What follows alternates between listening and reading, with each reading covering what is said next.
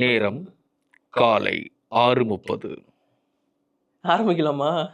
நிதிஷ், சொல்லுங்க. கேப்டன்லேருந்து அன்கேப்டு பிளேயரான லிஸ்ட்டை மட்டும் வீட்டில் இருக்கவங்களுக்காக சொல்லுங்க. அப்ப வெளியில நம்ம பாக்குறவங்களுக்காக என்ன சொல்லணும்? சேனலை சப்ஸ்கிரைப் பண்ண சொன்னா போதும். பண்ணிட்டாங்க வேற. அப்போ நம்ம லிஸ்ட்டை ஆரம்பிச்சிட வேண்டியதா. ஆனா அவங்களும் ஒன்று கேட்குறாங்களே, வாய்ஸே வரல. எனக்கு எதிரிங்க வெளியே இல்லடா, கூடவே இருக்கீங்க. எல்லா வாய்ஸும் பார்த்தோன்னே எடுத்துட முடியுமாடா? அந்த மாதிரி தான் இது. பட் இதான் பரவாயில்ல, ஜாலிக்காக நாங்கள் ட்ரை பண்ணுவோம். வாய்ஸ் கேட்டதானே எடுக்க முடியும். ஆமாம், அது கேட்டால் தானே எடுக்க முடியும். ஜோக்கா ஜோக்கா பையன் பின்றானே. ஓகே, ஸோ இப்போ நம்ம பார்க்க போகிறது என்னன்னு பார்த்தீங்கன்னா, இந்த ஐபிஎல் ஆரம்பிச்சவன ரூல்ஸ் அண்ட் ரெகுலேஷன்ஸ்லாம் ஒரு பக்கத்தில் இருக்கட்டும், இந்த அன்கேப்டுன்னு சொல்கிறாங்கல்ல, ரூல் நம்பர் 7. அதான் ரூல் நம்பர் 7 தலை ஃபார் ரீசன் அப்படின்னு சொல்லிட்டு இருந்த அந்த ரூல் நம்பர் 7 அன்கேப்டு, அதாவது கேப்டு பிளேயராக இருந்தவங்க எப்படி அன்கேப்டு பிளேயராக மாறினாங்க. அதாவது கேப்பே வாங்கலாம் பிரச்சனை இல்லை, அன்கேப்டு தான். பட் இந்தியா டீமுக்காக ஆடிட்டு இப்போ அன்கேப்டா இருக்கிற ஒரு 9 பேர் பத்தின லிஸ்ட் தான் இந்த வீடியோல உங்களுக்காக காத்துட்டு இருக்கு. அப்புறம் என்ன, போயிடுவோமா? அவ்வளவுதான், தட்டி விடு, சதற விடு, டடான் டடான் டவுன்.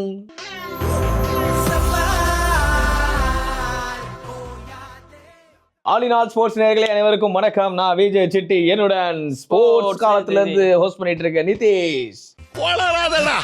ஸோ இதாப்பா அன்கேப்டுன்னு ஒரு விஷயத்தை கொண்டு வந்தாங்க. எல்லாம் தோனி வந்து 5 வருஷம் ஆடலன்னு சொல்லிட்டு தோனி பேர் மட்டுமே அடிபட்டு இருந்துச்சு. பட் அதெல்லாம் தாண்டி இதில் வந்து எக்கச்சக்கமான பிளேயர்ஸோட நேம் லிஸ்ட்டுமே இங்கே உள்ளே இருக்குது. அப்படின்னா கிட்டத்தட்ட நமக்கு தெரிஞ்ச ஒரு 8-9 பேர் வருமா, அவ்வளோ பேர் லிஸ்ட் இருக்குது. நாம எடுத்திருக்கிறது 9 பேர் கொண்ட லிஸ்ட் மட்டும் தான். இது இல்லாம நிறைய பேர் இருக்காங்க, வாய்ப்பு இருக்கு. அதெல்லாம் அவங்க கமெண்ட்ல சொல்லுவாங்க. சரி, ஓகே. ஃபர்ஸ்ட் பிளேயர் யாருன்னு சொல்லிடவா? ஃபர்ஸ்ட் பிளேயர் யார் பக்கம் போறீங்க நீங்க? நான் ஃபர்ஸ்ட் பிளேயரா வந்து நம்மளோட பியூஷ் சாவ்லாக்குள்ள. பியூஷ் சாவ்லா, அதாவது ஜில்லட் விளம்பரத்துக்கு ஆட எப்போ பார்த்தாலும் நடிச்சுக்கிட்டு இருக்கேன். பியூஷ் சாவ்லா தன்னை எப்பயுமே எங்க வச்சு பார்லேஜி பிஸ்கெட்னு சொல்லிட்டு இருந்தீங்க, இவன் மாறிடுச்சா? அவர் ஃபுல்லா கிளீன் ஷேவ்ல இருப்பார்ல, அழகா வந்து எந்தெந்த டீம் தான், சென்னை ஆடினாரு, மும்பை ஆடினாரு, எல்லா டீம் பக்கமும் ஒரு அழகா ஆடுற கேகேஆர். ஆமா, நீங்க பாருங்க. ஆமா மறந்துட்டாங்க. நான் வந்து டீம் ஆடுறது தான் மறக்க போறேன். என்னடா இது. ஆனா பியூஷ் சாவ்லா பொறுத்த வரைக்கும் கடைசியா அவர் ஆடினது 2012 இங்கிலாந்துக்கு எதிரான டெஸ்ட் மேட்ச். அவ்வளவுதான். 12 வருஷம் அதுக்கப்புறமா அவர் டீம்ல ஆடல. அப்படிங்கும் போது இப்போ ஒரு அன்கேப்டா தான் கருதப்படுறாரு. ஐபிஎல் மட்டும் ஆடிட்டு இருந்தார். ஒரு பக்கம் சென்னை சூப்பர் கிங் ஒரு 6 கோடிக்கெல்லாம் எடுத்தாங்க, அந்த காலம்லாம் உங்களுக்கு தெரியும். ஸோ அதுக்கப்புறம் மும்பை இந்தியன்ஸ் திரும்ப எடுத்தாங்க. அவர் இந்த சென்னை மும்பை மாத்தி பிளேயர்ஸை சஃபர் பண்ணிப்பாங்க. அவங்க தான் மாத்தி கப்பியும் மாத்திப்பாங்க. ஆமா, அப்படி மாத்திக்கிறாங்க. இப்போ அந்த லிஸ்ட்ல வந்து கேகேஆர் வர ஆரம்பிச்சாங்க. அந்த கேகேஆர்ல அவர் இருந்திருக்காரு. அடாடா கப்பு எங்கெல்லாம் இருக்கோ அங்கெல்லாம் வந்து பியூஷ் சாவ்லா இருப்பாரு. பட் அதர்வைஸ் சூப்பரான ஒரு ஸ்பின்னருங்க, அதை சொல்லி ஆகணும். ஒரு நல்ல ஸ்பின்னரும் கூட. ஸோ அவர் வந்து மேபி வந்து இந்த சீசன் வந்து அன்கேப்டு பிளேயரா வந்து திரும்ப அந்த ஒரு ரூமருமே போயிட்டு இருக்கு. மேபி ஏன் நம்ம பியூஷ் சாவ்லாவை அன்கேப்டா பண்ணக்கூடாது மும்பை இந்தியன்ஸ் அப்படிங்கிற ஒரு டாக்குமே இருக்கு. ஆனா பண்ணுவாங்களான்னு தெரியல. ஸோ மும்பை இந்தியன்ஸ் அப்படிப்பட்ட டீமும் கிடையாது, விட்டுட்டே எடுத்துப்பாங்கன்னு நினைக்கிறேன். ஸோ இவரை சொல்லிட்டு இருக்க. ஸோ அடுத்தது வந்து ஒரு இம்பார்ட்டன்டான ஒரு பிளேயர் பக்கம் வருவோம். இந்த பிளேயர் இல்லைன்னா ஐபிஎல்லே இல்லை. அதாவது இந்த பிளேயர் இருப்பாரு, ஏஜ் பர்சன்ல இந்த பிளேயர் இருப்பாரு, இம்பாக்ட் ரூல் கொண்டு வந்தாங்க. 4 ஓவரை போட்டுட்டு பையன் போய் உட்காந்துக்கிறாரு அப்படின்ற மாதிரி பேர் அடிபட்டு இருந்துச்சு. பட் நல்ல ஸ்பின்னருங்க. இப்போவும் நீங்க ஐபிஎல் எடுத்து பார்த்தீங்கன்னா தலைவன் ஹாட்ரிக் எடுத்துல தலைவன் பேர் தான் முதல் லிஸ்ட்ல இருக்கும். ஏன்னா அமித் மிஸ்ரா அப்படின்னாலே ஹாட்ரிக் மிஸ்ரா அப்படின்னு சொல்லுவாங்க. எக்ஸாக்டா, ஹாட்ரிக் ஏதோ அல்வா சாப்பிடுற மாதிரி டப்புன்னு எடுத்துட்டு போய்கிட்டே இருப்பாரு. ஸோ அவருக்கும் ஏஜுக்கு சம்பந்தம் கிடையாதுன்ற மாதிரி இருப்பாரு. எக்ஸாக்டா, ஏஜ் அவ்வளவா தோனியோட கம்மியான ஏஜ் தான். ரமேஷ் பவர் தம்பி மாதிரி இருப்பாரு. ஓகே, அவர் வந்து கடைசியா இந்தியாவுக்காக ஆடினது 2017 ஐ திங்க் நினைக்கிறேன். அவரும் இங்கிலாந்துக்கு எதிராக தான் கடைசியா ஆடி இருப்பாரு. அதுக்கப்புறமா இந்தியன் டீம்ல வாய்ப்பு இல்லை, ஏன்னா ஏஜ் ஃபேக்டர் தான். அதுக்கப்புறம் 7 வருஷம் கிரிக்கெட் ஆடவே இல்லை. அவரு கிரிக்கெட் தான் ஆடினாரு, இந்தியாவுக்காக ஆடலன்னு சொல்ல வரப்பா. ஓகே, அதனால இப்ப அவருமே அன்கேப்டா தான் கருதப்படுறாரு. நல்ல ஒர்த்தபிளான ஸ்பின்னர் தான். ஆனா கோச் தான் ஆக போறாருன்னு நினைக்கிறேன். இதுக்கப்புறமும் டீம் எடுப்பாங்களாங்கிறது எனக்கு டவுட் தான். எல்எஸ்ஜி கேஎல்ஏவே டவுட் வணக்கம் மட்டும் இல்ல, அமித் மிஸ்ரா எல்எஸ்ஜி வந்து கேஎல்ஏவே ரிலீஸ் பண்ணுவாங்கன்னு தான் எதிர்பார்க்கப்படுது. அவங்க யாரையும் ரீட்டைன் பண்ண போறது புரிஞ்சு போச்சு. அமித் மிஸ்ரா வெளில விட்டுருவாங்க தெளிவா சொல்லிட்டேன். ஸோ அதனால அவங்க அன்கேப்டுல ஒரே ஒரு பிளேயர் தானே கனவா கண்டு வச்சிருந்தாங்க, மயங்கி அதையும் வந்து கேப்டன். ஆனா என்னதான் நீ யோசிச்சு பாரு, இப்ப ஐபிஎல்க்கு அன்கேப்டா வரது அவருக்கு ரொம்ப பிடிச்சிருக்குமா, இந்தியா கேப்டன் வாங்குறது ரொம்ப பிடிச்சிருக்கு? இந்தியா கேப்டன் தான் ஆப்வியஸ்லி, அது டவுட்டே வேணாம். அவருக்கு பிடிச்ச, நான் அவரை பத்தி பேசவே இல்லை, நான் எல்எஸ்ஜியை பத்தி பேசி. அது மூணாவது பிளேயர் பக்கம் போவோமா? இப்ப மூணாவது பிளேயர் நீ சொல்லு. ரிஷி தவான். ஆஹா, ஒரு காலகட்டத்தில் ஒரு பவுலிங் போடும்போது மூஞ்சி அடிச்சதுக்கு அப்புறம் ஒரு மாஸ்க்லாம் கோடி ரோட்ஸ் மாதிரி மாஸ்க்லாம் போட்டு வந்து பவுலிங் போட்டு இருந்தாரு. பட் நல்ல பவுலர் அவரு, அவர் நல்ல ஆல்ரவுண்டர். ஆமாப்பா. ரிஷி தவானை பொறுத்த வரைக்கும் ஒரே ஒரு T20 தான் ஆடி இருக்காரு. ஜிம்பாப்வேக்கு எதிராக 2016 ஜூன்ல வந்து ஆடி இருப்பாரு. பஞ்சாப் இருந்து ஆடி இருக்காருன்னு நினைச்சிட்டேன். இந்தியாவுக்கு ஆடி இருக்காரு, அந்த ஒரு சீரீஸ் தான். அதுக்கப்புறமா அவருக்கு அந்த வாய்ப்பு அப்படிங்கிறது கிடைக்கவே இல்லை. அதெல்லாம் வந்து கேப்டன்ல இருந்து அன்கேப்ட் ஆகிட்டாரு. இப்போ அவருக்கு வாய்ப்பு கிடைக்குமான்றது ஒரு கொஸ்டினான விஷயம் தான். ஸோ பார்க்கலாம். ரிஷி தவான் உள்ள வருவாரா? டேய் பஞ்சாப்ல இருக்க யாருமே உள்ள வர மாட்டாங்கன்ற மாதிரி தான் இருந்துகிட்டு இருக்கு. சரி ஓகே. அடுத்ததா 2 பிளேயரை பத்தியும் பேசிடுவோம், ஒவ்வொருத்தரா சொல்லிடுறேன். பட் இந்த 2 பேருக்குமே ஒரு ஒற்றுமை இருக்கு. அது என்னங்கிறத நான் போகும்போது சொல்றேன். சரி சொல்லு, இப்போ போவோம் சொல்லு. அதான் ஃபர்ஸ்ட் வந்து மயங்க் மார்க்கண்டே. மும்பை இந்தியன்ஸ்ல ஒரு தரமான ஸ்பின்னரா இருந்தாரு. அதுக்கப்புறமா விட்டாங்க. அவர் வந்து இப்ப சுத்திட்டு இருக்காரு. இல்லையா இதுல இருக்காருப்பா, எஸ்ஆர்ஹெச்ல இருந்தாரு. அதானே சுத்திட்டு இருக்காரு, கிளப்பா சுத்திட்டு இருக்காரு. ஓகே, நல்ல ஸ்பின்னர் தான் என்ன பொறுத்த வரைக்கும். சோ அவர் வந்து அந்த டெபியூட் ஆகி அந்த ஒரு 2 வருஷம் நல்லா பண்ணி 2019 வந்து கால் ஆஃப் கிடைச்சது. ஆஸ்திரேலியாவுக்கு எதிரான T20 போட்டி 2019 ஆடி இருந்தார் இல்லையா? சோ அதுதான் அவர் கடைசியா ஆடினது. அதுக்கப்புறமா அவருக்கு வாய்ப்பு கிடைக்கல அப்படிங்கிறதால இப்ப அவருமே அன்கேப்டா தான் கருதப்படுவார். இதே சீரீஸ் கடைசியா ஆடின இன்னொருத்தருமே இருக்காரு, தமிழகத்தை சேர்ந்த விஜய் சங்கர். அவரை வந்து நான் வந்து 2019 வேர்ல்டு கப்ல வந்து இந்த பாகிஸ்தான் கூட ஃபர்ஸ்ட் பால் விக்கெட் எடுப்பார் பத்தி, அதாவது இந்த ஓவர் முடிஞ்சு இந்த ஓவர் கொடுக்கும் போது முதல் பால் விக்கெட் எடுத்து LBW எடுத்து மேட்சை மாத்துவார் இல்லையா? ரெக்கார்டாவே இருந்துச்சு. அது மட்டும் தான் ஞாபகம் இருக்கு. சரி ஓகே. அதான் 2019 ஆஸ்திரேலியாவுக்கு எதிராக தான் அவருமே கடைசியா ஆடி இருக்காரு. Same series Mayank Markande and Vijay Shankar 2 பேருமே ஆடினது. அதுக்கப்புறமா அவருக்குமே இந்தியன் டீம்ல வாய்ப்பு கிடைக்கல. இந்த லிஸ்ட் இந்த சீரீஸ்ல கடைசியா ஆடின இன்னொருத்தருமே இருக்காரு. அது யாருங்கிறத நாங்க கடைசியா சொல்றோம், ஏன்னா முக்கியமான அளவு. சோ விஜய் சங்கர் அண்ட் மயங்க் மார்க்கண்டே 2 பேரும் ஆல்மோஸ்ட் ஒரே சீரிஸ் ஆஸ்திரேலியாவுக்கு எதிராக தான் கடைசி ஆடி இருக்காங்க. அப்படிங்கும்போது இப்போ அவங்களுமே அன்கேப்டா தான் கருதப்படுறாங்க. கரெக்டா 5 வருஷம் அப்படிங்கிறது ஆயிருக்கு. ஏன்னா February சம்திங் அந்த சீரிஸ் நடந்திருக்கும். சோ இப்போ 5 வருஷம் கம்ப்ளீட் ஆயிருச்சு அப்படிங்கிறதால இப்போ அவங்களுமே அன்கேப்டு தான். ஸோ அடுத்ததா நீ இந்த பிளேயரை பத்தி பேசும்போது இந்த பிளேயரை பத்தி பேசியே தீருவேன் அப்படின்னு நான் சொல்லுவேன். ஏன்னா எனக்கு ரொம்ப பிடிச்ச ஒரு ஃபேவரட்டான பிளேயர். ஒரு விஷயம் சொல்லுவாங்க பாத்தியா, மும்பை இந்தியன்ஸ் ஸ்குவாட்ல வந்து மேபி வந்து மலிங்காவும் பும்ராவும் ஒரே டைம்ல பவுலிங் போட்டா எப்படி இருக்கும், 8 ஓவர் முடிஞ்சு போச்சு அப்படின்ற மாதிரி இருக்குங்களா? அதே மாதிரி தான் பும்ராவும் சந்தீப் சர்மாவும் இந்தியன் டீமுக்குள்ள இருந்தா அப்படிதான் இருக்கும். ஏன்னா 2 பேரும் வேற லெவல் தரமான பவுலர்ஸ்னு சொல்லுவேன். சந்தீப் சர்மா 2015 ஜிம்பாப்வே கூட ஒரே ஒரு T20 மட்டும் ஆடி இருப்பாரு. இல்ல அந்த T20 சீரிஸ் ஆடி இருப்பாரு. அதுக்கப்புறமா அவருக்கு வாய்ப்பு கிடைக்கும். அதுக்கப்புறம் போட்டி கிடைக்கல. ஆனா இப்போ அண்டர்ரேட்டட் என்ன பொறுத்த வரைக்கும் யாரையோ சொல்றாங்க under rated. Real under rated player வந்து சஞ்சு சாம்சனை விட ஒரு அண்டர்ரேட்டட் தான். அக்செப்ட். அதுக்காக எனக்கு சந்தீப் சர்மாவும் அவ்வளவு பிடிக்கும். சாமா பவுலர். இன்னி வரைக்கும் அவர் எக்கனாமி எடுத்து பாருங்க அண்ட் அவருடைய ஸ்டாட்ஸ் எடுத்து பாருங்க, சரியான தரமான பவுலர். ஆக்சுவலி பும்ராவோட ரொம்ப வேகமா 100 விக்கெட்லாம் எட்டின பிளேயர். ஸோ சந்தீப் சர்மாவுக்கு நிறைய ரெக்கார்ட் இருக்குங்க. ஸோ அவரை பற்றி நம்ம நிறைய பேசிட்டே இருக்கலாம்.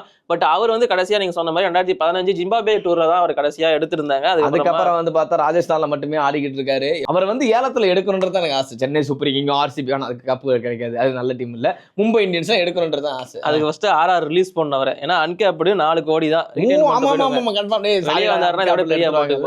ஒருத்தர் அவரை வந்து மிஸ் பண்ணவே கூடாதான் நினைப்பாங்க. ஓகே, இன்னொரு அண்டர் ரேட்டட் பிளேயரை பத்தி நான் சொல்லிடுறேன். இல்ல IPL பர்பிள் கேப் வின்னர்லாம் கூட இவரு. Purple cap Harshal Patel. Oh my god, Harshal Patel இல்லைன்னா அவருலாம் இல்ல, மோகித் சர்மா. சரி ஓகே, டெத் ஓவர்ல சரியான பவுலர் தான் மோகித் சர்மா. ரியலி அண்டர்ரேட்டட் தான், இவருமே அண்டர்ரேட்டட் தான். பட் இங்க கோயின்சிடன்ஸ் என்னன்னா இவருமே 2015 தான் கடைசியா இந்தியாவுக்காக ஆடி இருக்காரு. Actually September and October, September வந்து இங்கிலாந்துக்கு எதிராக சீரிஸ் ஆடி இருக்காரு. அக்டோபர்ல வந்து ODIக்காக ஆடி இருக்காரு. 2015 தான் இவருக்குமே கடைசி. எனக்கு என்ன திரும்புதுன்னா, இந்த அன்கேப்டு பிளேயர் வந்து கேப்பே வாங்க ரொம்ப நாள் இருந்தால் தான் கொண்டு வந்தாங்க. இதில் தோனி பேருக்கு அதானே கொண்டு வந்தாங்க. தோனி தானே கடைசியாக லாஸ்ட்டாக ரொம்ப ஏர்லியராக முடிச்சு போய் தோனி தான் பிள்ளைங்க. ஏன்னா 2019 இல்லை உண்மையாகவே அதான். இவங்கெல்லாம் 2015, 14 ஆனா ரூல்ஸ் கொண்டு வந்து அவருக்காக. என்னடா நடக்குது இங்க கிரிக்கெட் உலகத்துல. சரி ஓகே, மோகித் சர்மாவுமே இப்ப அன்கேப்டு தான். சோ GT அவரை ரீடைன் பண்றதுக்கான வாய்ப்பு இருக்கான்னு கேட்டீங்கன்னா இருக்கு. பட் ரிலீஸ் பண்ணாங்கன்னா CSK எடுக்கிறதுக்கான வாய்ப்புமே இருக்கு. சீக்கிரம் அளவுக்குலாம் ஒண்ணு அவர் பர்பிள் கேப் வின்னர் CSK. அவர் சொல்லல, தோனி நிலைமை நினைச்சு பாக்குறாரு. தோனி இப்பதான் முடிச்சு வந்தாரு. ஆனா இவங்க எல்லாம் கிடையாது, முன்னாடி ரிலீஸ். நான் சொல்றேன் உங்களுக்கு அந்த தோனியை பத்தி. 2019 தலை சொல்லு, இருங்க நான் சொல்றேன். இப்போதைக்கு மோகித் சர்மா வந்து அன்கேப்ட் லிஸ்ட்ல இருக்காரு. சோ அவர் GT அவரை வந்து அன்கேப்ட் லிஸ்ட் எடுத்துருவாங்க. திரும்ப எடுப்பாங்களான்னு தெரியல, எடுத்தா நல்லா இருக்கும். நல்லது, இல்லன்னா சும்மன் கீழ போக வேண்டியதுதான். ஆனா அடுத்ததான் வந்து பாத்தீங்கன்னா இவர் வந்து அண்டர் ரேட்டட் அண்ட் கப்புக்கு ரொம்ப ஃபேமஸ். ஐயோ, விராட் கோலி பேரை சொல்றாங்க. ஏன்னா அவருக்கு தான் ரொம்ப நாளா வந்து கப்பு கிடைக்கல, அண்டர் ரேட்டடா வந்துட்டு இருக்காரு. கப்பு இவர் வாங்கி ஃபேமஸ் ஆனாரு. வாங்கி ஃபேமஸ் ரோஹித் சர்மா, MS தோனி. இல்ல இவர் ஆட்ரி கப்லாம் வாங்கியிருக்காரு. இவர் எங்க போனாலுமே கப்பு கிடைக்கும் அப்படின்னு சொல்லியிருக்காங்க. மும்பைல கப் வாங்கியிருக்காரு, SRHக்காக கப் வாங்கியிருக்காரு, CSKக்கு கப் வாங்கியிருக்காரு. எனக்கு ஞாபகம் வந்துச்சு. ஆனா அவரோட அந்த லக் வந்து எங்க ஒர்க் அவுட் ஆகல அப்படின்னு தெரிஞ்சதுன்னா RCBல ஒர்க் அவுட் ஆகல. கரண் சர்மா அங்கேயும் ஆர்சிபி Correct ஆ? தாக்கப்பட்டு ஆமா. உண்மையா கரண் சர்மா வந்து எங்க ஆடினாலும் ஒரு லக்கி சாம் அப்படின்னு சொல்லுவாரு. MSDயே சொல்லியிருக்காரு அவரு. அவர் கடைசியா 2014 ஸ்ரீலங்கா சீரீஸ்ல தான் ஆடி இருக்காரு. ஆமா. அதுக்கப்புறமா அவருக்கு வாய்ப்பு கிடைக்கல. RCB பக்கம் போனாரு. இதெல்லாம் போய் வதந்திகளை நம்பாதீங்க அங்க எழுத ஆரம்பிச்சாங்க. அவர் போற டீம் ரொம்ப லக்கான பர்சன். அவர் எங்க போனாலும் டிராஃபின்ற வார்த்தைக்கு கூட என்ன தெரியுது 10 டீமே சாரி 9 டீமே சப்போர்ட் பண்ணா கூட மழை வந்து கெடுத்துரும் போல இருக்கு. எதுவுமே நடக்காது. சரி பரவாயில்ல. இதற்கும் எனக்கும் எந்த சம்மதமும் இல்லை. கமெண்டில் செய்வதென்றால் இவரை மட்டும் செய்யுங்கள். RCB கோத்துட்டு வேலை பாக்குறியா? சென்னை சூப்பர் கிங் ஆல்வேஸ் சப்போர்ட்டரா? சரி அது ஒரு பக்கம் இருக்கட்டும். ஸோ அதான் கரண் சர்மா ஒரு சூப்பரான பிளேயர். அவருமே நமக்கு எல்லாருக்கும் தெரிஞ்ச விஷயம். சப்போர்ட் அண்ட் செம பிளேயர், செமையான ஒரு ஸ்பின்னரு. லாஸ்ட் டைம் பேட்டிங்ல செஞ்சாரு RCB-க்காக. 6 வேற அடிச்சு போனாரு. மறந்துடாத. யாரு தெரியுமா? ஸ்டார்க் அடிச்சாரு. ஸ்டார்க்கடா. அதான் நானும் வருது. இப்ப யார் வீக்கா தெரிஞ்ச? ஸ்டார்க் வீக்கா தெரிஞ்சானா இல்ல எடிசன் தான் தெரிஞ்சா? ஸ்டார்க்கோட ஸ்டார்டிங் ஸ்டேஜ் அது. அவரோட எண்டிங் ஸ்டேஜ் பாத்தீங்களா? அபிஷேக் சர்மா டிராவிஸ் ஒருத்தன்ற மாதிரி தான் இருந்துச்சு. இவ்வளவு பணம் கொடுத்ததுக்கு ஒருத்த வருமான்ற மாதிரி தான் இருந்துச்சு. லாஸ்ட் பட் நாட் லீஸ்ட் என்னோட டைலாக் நான் சொன்னா நல்லா இருக்காது. நீ சொல்லிட்டீங்களா? அவர் கண்டிப்பா நீங்க ஒரு தடவை சொல்லுங்க. Last but not least.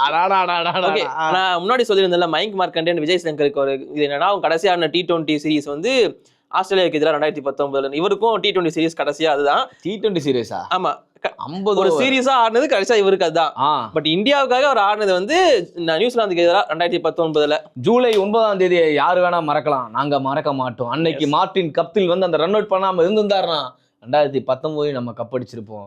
Mahendra Singh Dhoni அன்னைக்கு தான் வந்து கடைசியா கிரிக்கெட் விளையாண்டுட்டு போனாரு. அதுக்கப்புறம் 2020 வந்து ரிட்டையர்மெண்ட் அனௌன்ஸ் பண்ணாரு ஆகஸ்ட் 15. அது யாரும் மறந்துட வேணாம். ரூல்ஸ் படி ரிட்டையர்மெண்ட் அனௌன்ஸ் பண்ணது அந்த டேட்டா இருந்தாலும் அவர் கடைசியா இந்திய டீமுக்காக ஆடினது வந்து 2019 தான். அப்படிங்கிறதுனால கரெக்டா 5 வருஷம் அப்படிங்கிறது முடிஞ்சிருச்சு. அதனால கரெக்டா அந்த ரூல் ரிலீஸ் பண்ணாங்க. ரூல் நம்பர் 4 5 வருஷம் ஆச்சு தலைக்கு இந்த ரூல்ஸ் போட்டு விடு அப்படின்னு சொல்லி போட்டு விட்டாங்க பிசிசியும். Yes, rule for number 7. அவ்வளவுதான். இனிமே பாரு ரூல் ஃபார் நம்பர் 7 இல்ல, ஆல்வேஸ் ரூல் ஃபார் IPL தலை. நான் சொன்னது உங்களுக்கு புரியல இல்ல? ரூல் நம்பர் 7 இல்ல, ரூல் ஃபார் நம்பர் 7. அவ்வளவுதான், கரெக்ட் தான். உண்மையாவே அது பெரிய விஷயம் தான். ஸோ MSD நம்ம கடைசியா அப்பதான் பார்த்தோம். அதாவது கண்ட்ரிக்காக ஆடுறதா தான் நம்ம கடைசியா பார்த்தோம் அந்த ப்ளூ யூனிஃபார்ம்ல. ஸோ அதுக்கப்புறம் ஸ்டில் அகைன் வந்து IPL பார்த்துட்டு இருந்தோம். ஸோ அந்த அன்கேப்டுமே அவருக்காக கொண்டு வந்த ரூல்ஸ் எக்கச்சக்கமா நம்ம எல்லாருமே சொல்லிட்டோம். ஸோ ஓகே, இந்த 9 பேர் தான் கேப்டு டு அன்கேப்டு, அதாவது இந்தியாவுக்காக ஆடிட்டோம். ஆனா இதுல பாத்தீங்கன்னா தோனி மட்டும் தான் பெருசா ஆடி இருக்காருல்ல, மத்தவங்க ஒரு சீரிஸ். அதுதான் காமெடியாவும் இருக்கு நினைச்சு பார்த்தா. சரி, சர்மாக்கெல்லாம் 2 போட்டி தான் ஏத்துக்கிற மாதிரி அங்க இருக்கு. சரி, இந்த 9 பேர் இல்லாம வேற யாரெல்லாம் இந்த மாதிரி கேப் வாங்கிட்டு அதுக்கப்புறமா அன்கேப்ட் ஆயிருக்காங்க அப்படிங்கிற உங்களோட லிஸ்ட்டை கீழே மறக்காம சொல்லுங்க. அடுத்த வீடியோவா மேபி அதையும் பார்த்து போட்டுருவோம். டெஃபினெட்லி. சோ அடுத்து எந்த மாதிரியான வீடியோஸ்லாம் போடலாம் அப்படிங்கிறதையும் கீழே சொல்லுங்க. ஹோப்ஃபுல்லி நம்மளோட ட்ரெண்டிங் தமிழ் சேனலையும் கொஞ்சம் சப்ஸ்கிரைப் பண்ணுங்க. ஏய் வேணா விசுவாசம் இல்லாம இருக்கான் இரு, நான் சந்தோஷம் சொல்றேன். சோலி முடிச்சு சந்தோஷம் சாப்பிட்டு சொல்றேன். வணக்கம் சார், நல்லா இருக்கீங்களா?